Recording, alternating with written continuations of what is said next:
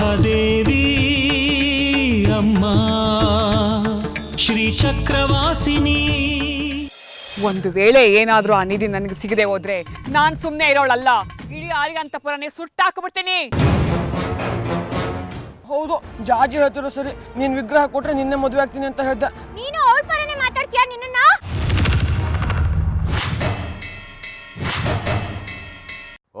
ವಿಗ್ರಹ ಸಿಗದೆ ಹೋದ್ರೆ ನಿನಗೆ ದಿಗ್ಬಂಧನ ಮಾಡ್ತೀನಿ.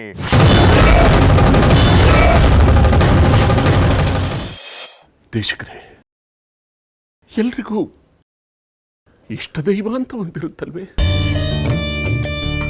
ತಮ್ಮ ಮನಸ್ಸಿನ ಭಾವನೆಗಳನ್ನ ತೋಡ್ಕೊಳ್ಳೋದು ತಮ್ಮ ಇಷ್ಟ ದೈವದ ಮುಂದೆನೇ ಅಲ್ವಾ?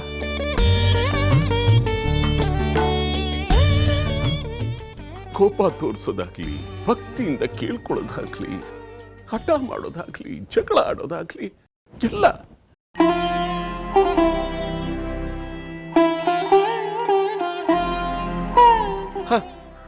ನಮ್ಮ ಇಷ್ಟ ದೈವದ ಮುಂದೆನೆ ಅಲ್ವಾ? ಅದು ನಮ್ದು, ನಮ್ಮ ಸ್ವಂತದ್ದು.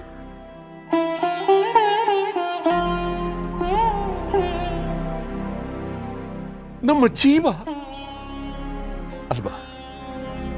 ಹಾಗೆ ಹಾಗೆ ನನಗೆ ಜೀವವಾಗಿದ್ದವಳು ನನ್ನ ತಾಯಿ.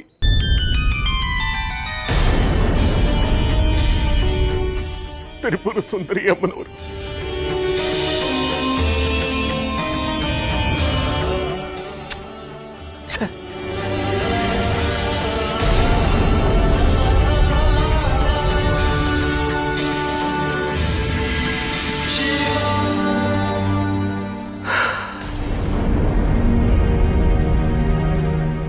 ಅದೀಗ ಯಾರ ಬಳಿ ತೋರ್ಲಿ? ಯಾರ ಬಳಿ ನನ್ನ ನೋವು ತೋಡ್ಕೊಳ್ಳಿ?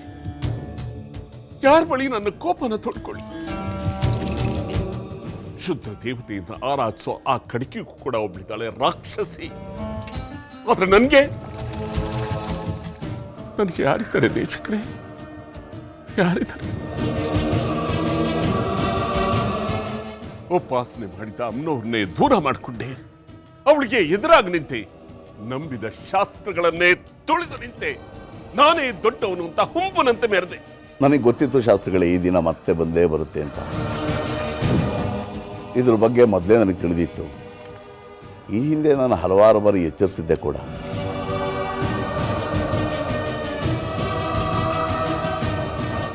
ಆದರೆ ನೀವೇ ನನ್ನ ಮಾತು ಕೇಳಲಿಲ್ಲ. ದೇಶಕ್ರೆ, ಮೊದಲೇ ನೊಂದಿದ್ದೀನಿ ನಾನು. ದಯವಿಟ್ಟು ಇನ್ನಷ್ಟು ನೋಯಿಸಬೇಡಿ ನನ್ನ. ಅಳಬೇಡಿ ಶಾಸ್ತ್ರಿಗಳೇ. ಅಮ್ಮನವರು ಅಂದರೆ ಯಾರು? ಸಾಕ್ಷಾತ್ ಅಮ್ಮನೇ ಅಲ್ವೇ?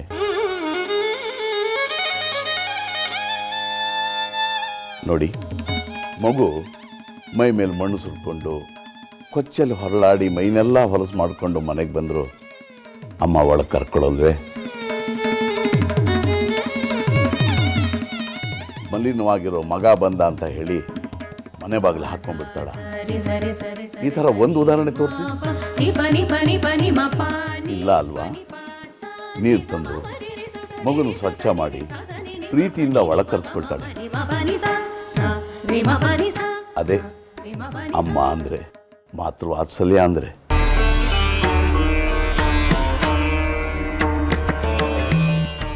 ನೀವೇನು ಯೋಚನೆ ಮಾಡಬೇಡಿ. ಅಮ್ಮನವರು ಪಾದಕ್ಕೆ ಬಿದ್ದು ಸಂಪೂರ್ಣವಾಗಿ ಶರಣಾಗತರಾಗಿ ನೀವು ಮಾಡಿರೋ ಎಲ್ಲ ತಪ್ಪುಗಳನ್ನು ಅಮ್ಮನವರು ಕ್ಷಮಿಸಿಬಿಡ್ತಾರೆ. ಪಾಪ ಕೋಟಿಗಳನ್ನು ತೊಳೆದ ಮಾತೃ ಹೃದಯವಳು. ಯೋಚನೆ ಮಾಡಬೇಡಿ, ಎಲ್ಲ ಒಳ್ಳೆಯದಾಗುತ್ತೆ. ಮೊದಲು ಒಳಗೆ ಬನ್ನಿ.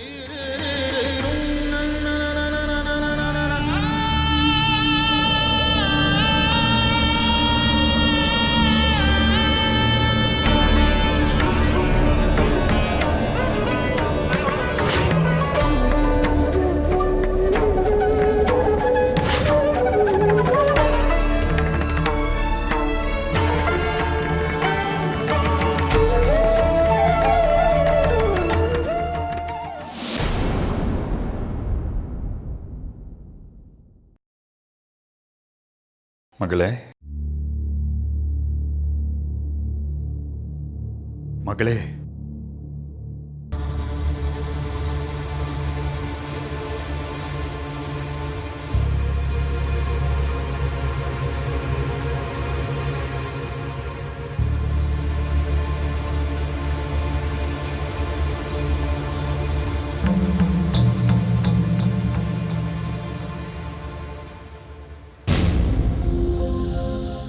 ಅಪ್ಪ ನೀವು ಯಾವಾಗ ಬಂದ್ರಿ? ಯಾವುದೋ ಚಿಂತೆಯಲ್ಲಿ ಅಲ್ಲೇ ನೋಡ್ತಿದ್ಯಲ್ಲ ಆಗಲೇ. ಏನಾಗಿದೆ ಮಗಳೇ ನಿನಗೆ? ನನ್ನ ಮಗಳು ಬಹಳ ಗಟ್ಟಿಗಿತ್ತಿ, ಎಂಥ ಕಷ್ಟ ಬಂದರೂ ಎದುರಿಸೋ ಶಕ್ತಿ ಇರೋಳು ಅಂತ ಎಲ್ಲರ ಹತ್ರ ಹೇಳ್ಕೊಂಡು ಬರ್ತಿದ್ದೆ. ಆ ನಂಬಿಕೆನೆ ಮಣ್ಣು ಪಾಲು ಮಾಡಿಬಿಟ್ಟಿಯಲ್ಲ ಮಗಳೇ. ಏನಾಗಿದೆ ನಿನಗೆ? ಏನಾಗಿದೆ ಅಂತ ಹೀಗೆ ಮಾತಾಡ್ತಿದ್ದೀರಾ ಅಪ್ಪ? ಇನ್ನೂ ಏನಾಗಬೇಕು ಮಗಳೇ? ನಾನೊಂದು ಸುದ್ದಿ ಕೇಳಿದೆ, ನಿಜನಾ? ಯಾವ ವಿಷಯ ಅಪ್ಪ? ಬಂಗಾರಿನ ದೇವಿಕಾ ಮದುವೆ ಆದರೆ ನೀನು ಪ್ರಾಣ ಬಿಟ್ಬಿಡ್ತೀನಿ ಎಂದಿಯಂತೆ, ಹಠ ತೊಟ್ಟಿದ್ಯಂತೆ, ನಿಜನಾ? ಹೌದಪ್ಪ, ನೀವು ಕೇಳಿರೋ ಸಮಾಚಾರ ಸತ್ಯ. ಏನು ಮಾತಾಡ್ತಿದ್ಯಾ ಅನ್ನೋ ಅರಿವಿದೆಯಾ ನಿನಗೆ? ಪ್ರಾಣ ಕಳ್ಕೊಳ್ಳೋದು ಹೇಡಿಗಳ ಕೆಲಸ. ಹಾಗೆ ಅಂದ್ಕೊಳ್ಳಿ, ನಾನು ಹೇಳಿ ಅನ್ನಿಸ್ಕೊಂಡ್ರೂ ಪರವಾಗಿಲ್ಲ. ಆದರೆ ಬಂಗಾರಿನ ಬಿಟ್ಟು ಬದುಕೋ ಶಕ್ತಿ ನನಗಿಲ್ಲ ಅಪ್ಪ. ಈ ಬದುಕು ನನಗೆ ಏಟಿನ ಮೇಲೆ ಏಟು ಕೊಡ್ತಾನೇ ಇದೆ. ನಾನು ಅದಕ್ಕೆ ಸವಾಲಾಗಿ ನಿಲ್ತಾನೇ ಹೋದೆ. ಆದರೆ ಕೊನೆಗೆ ನನಗೆ ಸಿಕ್ಕಿದ್ದೇನಪ್ಪ? ಬರೀ ಸೊನ್ನೆ. ಇನ್ನೂ ಈ ನೋವುಗಳನ್ನ ಸಹಿಸಿ ಬೆಂಕಿಲಿ ಬೇಯಲಾರೆ. ಬಂಗಾರಿ ನನ್ನಿಂದ ದೂರ ಆದ ಕ್ಷಣ ನಾನು ಪ್ರಾಣ ಕಳ್ಕೊತೀನಿ.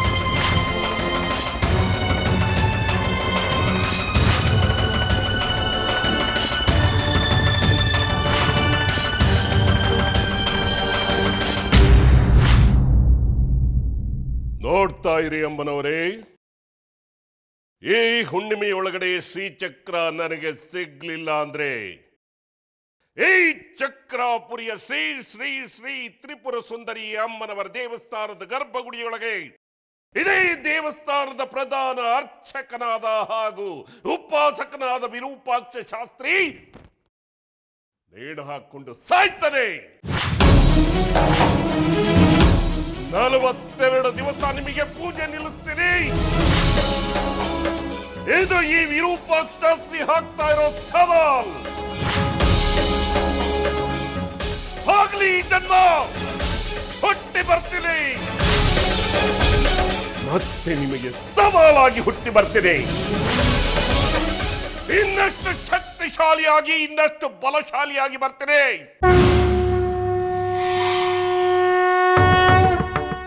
ಯಾವುದೇ ಕಾರಣಕ್ಕೂ ಬಿಡೋದಿಲ್ಲ.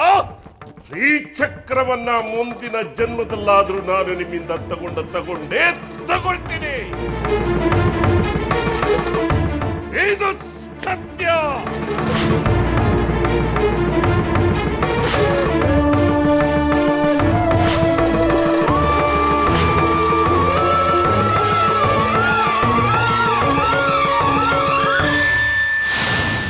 ದೇವಿಕಾ, ದೇವಿಕಾ,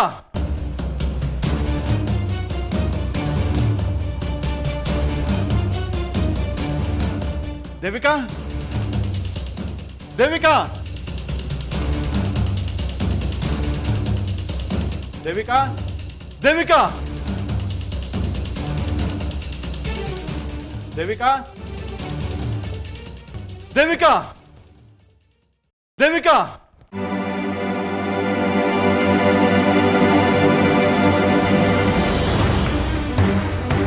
ದೇವಿಕಾ ದೇವಿಕಾ ದೇವಿಕಾ ಬಂಗಾರಿ ದೇವಿಕಾ ಇಲ್ಲಿ ದೇವಿಕಾ ಏನಾದ್ರು ನೋಡಿದ್ಯಾ? ಇಲ್ಲ ನಾನು ನೋಡಲಿಲ್ಲ. ಅಯ್ಯಯ್ಯೋ ಎಂತ ಕೆಲಸ ಆಗೋಯ್ತು. ಬಂಗಾರಿ ಇದು ನಿನ್ನ ಕೈಯಲ್ಲ, ನಿನ್ನ ಕಾಲು ಅಂತ ತಿಳ್ಕೊ. ದಯವಿಟ್ಟು ದಯವಿಟ್ಟು ನನ್ನ ಮಗಳನ್ನ ಮದುವೆ ಆಗು. ನೀನು ಸಿಗ್ದಿದ್ರೆ ಪ್ರಾಣ ಕಟ್ಕೊಂತೀನಿ ಅಂತಾಳೆ ನನ್ನ ಮಗಳು. ಅವಳು ಹೇಳಿದ್ದನ್ನು ಮಾಡವಳೆ. ತಾಯಿ ಇಲ್ದಿರೋ ಮಗಳು ಅಂತ ತುಂಬ ಪ್ರೀತಿಯಿಂದ ಸಾಕ್ಬಿಟ್ಟೆ. ಆ ಪ್ರೀತಿನೇ ಹೆಚ್ಚಾಗಿ ಹಠಮಾರಿತನಕ್ಕೆ ತಿರುಗಿದೆ. ನನ್ನ ಮಗಳನ್ನ ಮದುವೆ ಆಗಿ ಅವಳನ್ನ ಉಳಿಸ್ಕೊಡು ಬಂಗಾರಿ. ಇಲ್ಲ, ನಾನು ದೇವಿಕನ ಮದುವೆ ಆಗಲ್ಲ. ಒಪ್ಪಂದದ ಪ್ರಕಾರ ಜಾಜಿ ವಿಗ್ರಹನ ಕೊಟ್ರೆ ಮದುವೆ ಆಗಬೇಕು ಅಂತ ಇತ್ತು. ಆದ್ರೆ ಅವ್ದು ಯಾವುದೋ ನಕಲಿ ವಿಗ್ರಹನ ಕೊಟ್ಟು ಯಾಮಾರಿಸಿದಾಳೆ. ನಾನು ಮದುವೆ ಆಗಲ್ಲ. ಯಜಮಾನ್ರೆ ದೇವಿಕಮ್ಮನವರು ಬಿದ್ದೋಗ್ಬಿಟ್ಟಿದ್ದಾರೆ.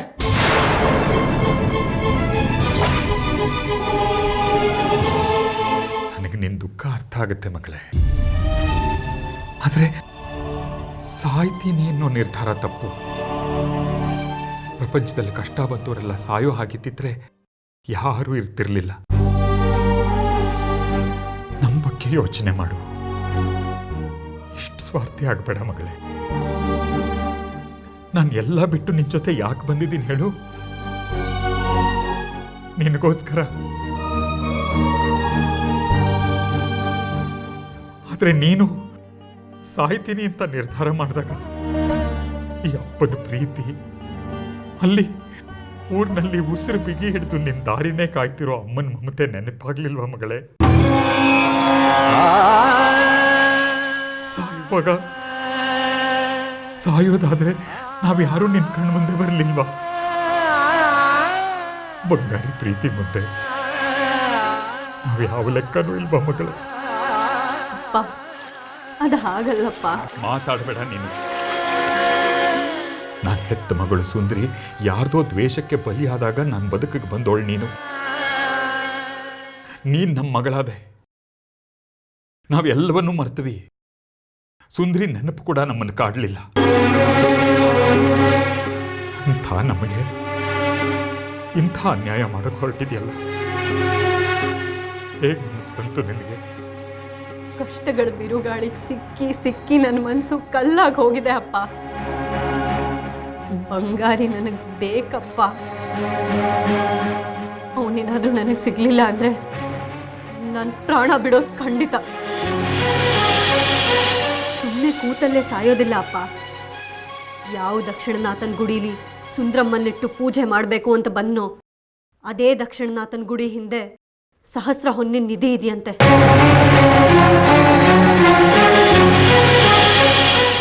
ಅದನ್ನು ಪ್ರವೇಶ ಮಾಡೋದಕ್ಕೆ ಭೂತಾಳ ಸುರಂಗ ಹೊಂದಿದೆಯಂತೆ. ಅದ್ರ ಒಳಗಡೆ ಅಷ್ಟಸಹಸ್ರ ವಿಷಕಾರಿ ಸರ್ಪಗಳಿದೆಯಂತೆ. ನಾನು ಅಲ್ಲಿಗೆ ಹೋಗ್ಬಿಡ್ತೀನಿ. ಪಂಚಸಹಸ್ರ ಸರ್ಪಗಳಿಗೆ ಆಹುತಿ ಆಗ್ತಾ ಇದ್ದೀನಿ. ಆ ವಿಷ ಜಂತುಗಳಿಗೆ ಆಹುತಿ ಆಗ್ಲಿ ನನ್ನ ದೇಹ. ಅಮ್ಮನವರೇ ಕೊಟ್ಟಿರೋ ದೇಹ ಅವ್ರಿಗೆ ಅರ್ಪಣೆ ಆಗ್ಲಿ. ಸಾಯೋಕ್ ಮೊದಲು ಈ ಭಕ್ತಿ ಆರಾಧನೆ ಅಮ್ಮನವರು ಎಲ್ಲ ಸುಳ್ಳು ಅನ್ಕೊಂಡು ಸಾಯ್ತೀನಿ. ಅಮ್ಮನವ್ರಿಗೆ ನಿಜವಾಗ್ಲೂ ನನ್ನ ಭಕ್ತಿ ಮೇಲೆ ನಂಬಿಕೆ ಇದ್ರೆ, ಅವಳು ನಿಜವಾಗ್ಲೂ ಭಕ್ತರ ರಕ್ಷಣೆಗೆ ಬರೋದೇ ಆದ್ರೆ ಅವಳೇ ತಪ್ಪಿಸ್ಲಿ ಇದನ್ನೆಲ್ಲ. ಬಂಗಾರಿನ ನನಗೆ ಕೊಡಿಸ್ಲಿ. ಜಾಜಿ, ಈ ಬಡಪಾಯಿ ಅಪ್ಪನ ಮುಖ ನೋಡಿಯೋ ನಿನ್ನ ನಿರ್ಧಾರ ಬದಲಾಯಿಸಲ್ವಾ ತಾಯಿ? ಇಲ್ಲ ಅಪ್ಪ, ಬದಲಾಯಿಸಕ್ಕಾಗೋದಿಲ್ಲ. ಬಂಗಾರಿ ಬದುಕಲ್ಲಿ ಒಂದು ನಾನಿರ್ಬೇಕು, ಇಲ್ಲ ಅವಳಿರ್ಬೇಕು.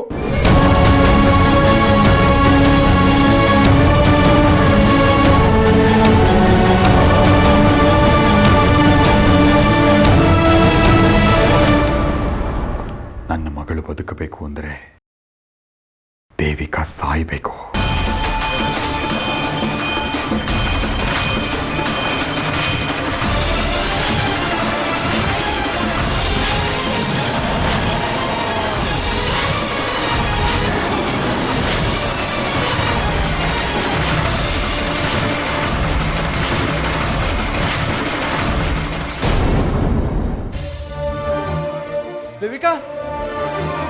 ದೇವಿಕಾ ದೇವಿಕಾ ದೇವಿಕಾ ಏನಾಯ್ತಮ್ಮ ದೇವಿಕಾ ಬಂಗಾರಿ ಹೋಗಿ ಸ್ವಲ್ಪ ನೀರು ತಮ್ಮ ದೇವಿಕಾ ದೇವಿಕಾ ದೇವಿಕಾ ಏನಾಯ್ತಮ್ಮ ದೇವಿಕಾ ಎದ್ದೋಳು ಮಾತಾಡ್ ದೇವಿಕಾ ದೇವಿಕಾ ದೇವಿಕಾ ಎದ್ದೋಳಮ್ಮ ದೇವಿಕಾ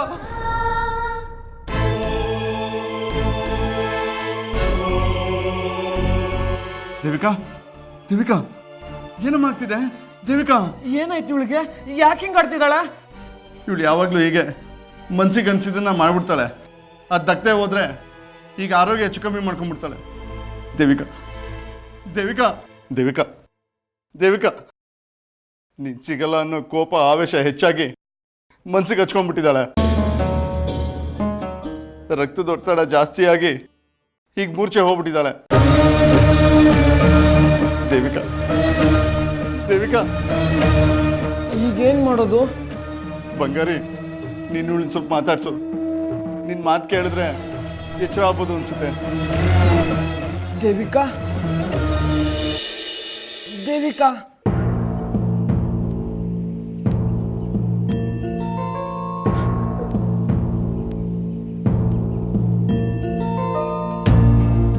ತಗೊಳ್ಳಿ ನೀರು ಕುಡಿಸಿ.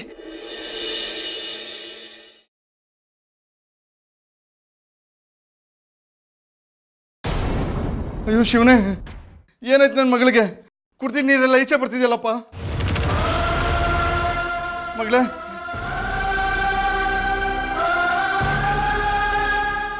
ಎಲ್ಲಿಗೆ ಹೋಗ್ತಿದ್ದೀರಾ?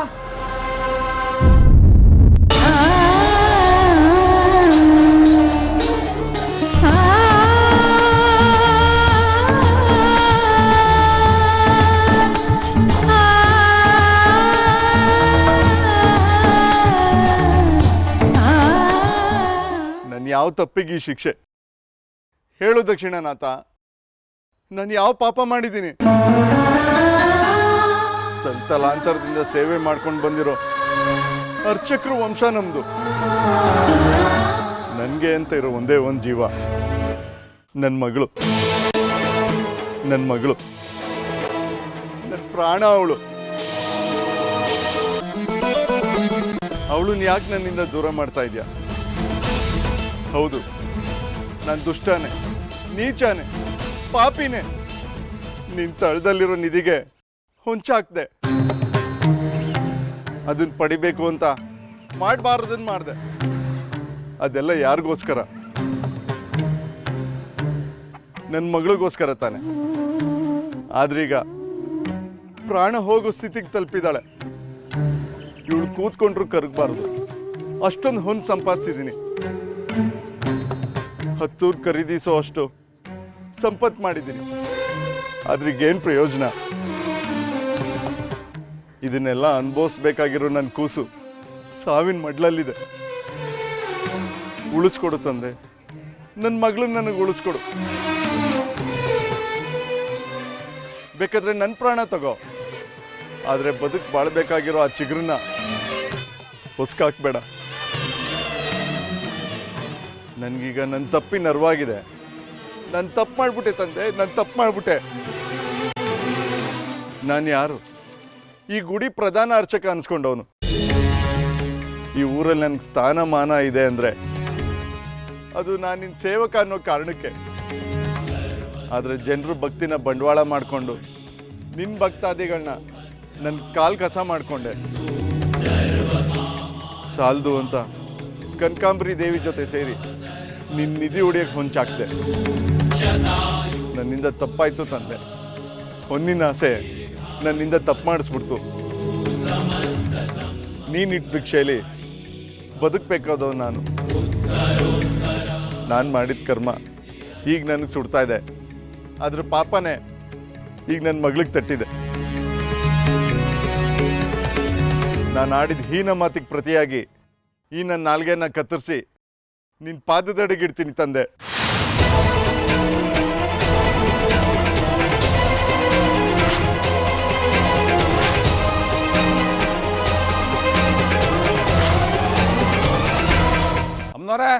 ಅಮ್ನವ್ರೆ ಯಾಕೆ ಹಂಗ್ ಬಡ್ಕೋತಾ ಇದ್ದೀ? ಅಲ್ಲಿ ಗುಡಿತಾಗ ಶಿವರುದ್ರಪ್ಪನವರು ನಾಲ್ಗೆ ಕೊಯ್ಕಂತ ಹೇಳ್ತಾ ಇದ್ರು.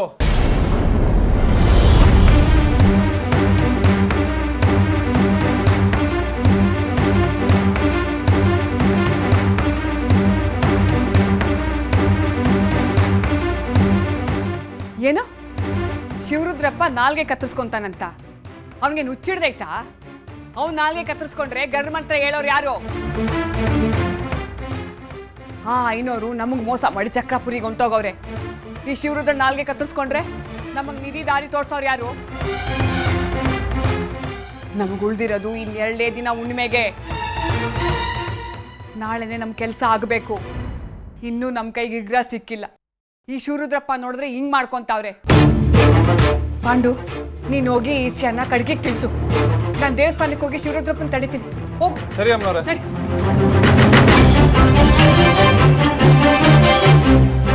ಇನ್ಯಾವತ್ತೂ ಈ ನನ್ನ ನಾಲ್ಗೆ ಪಾಪ ಮಾತಾಡೋದಿಲ್ಲ. ನನ್ನ ಮಗಳನ್ನ ಕಾಪಾಡು ತಂದೆ.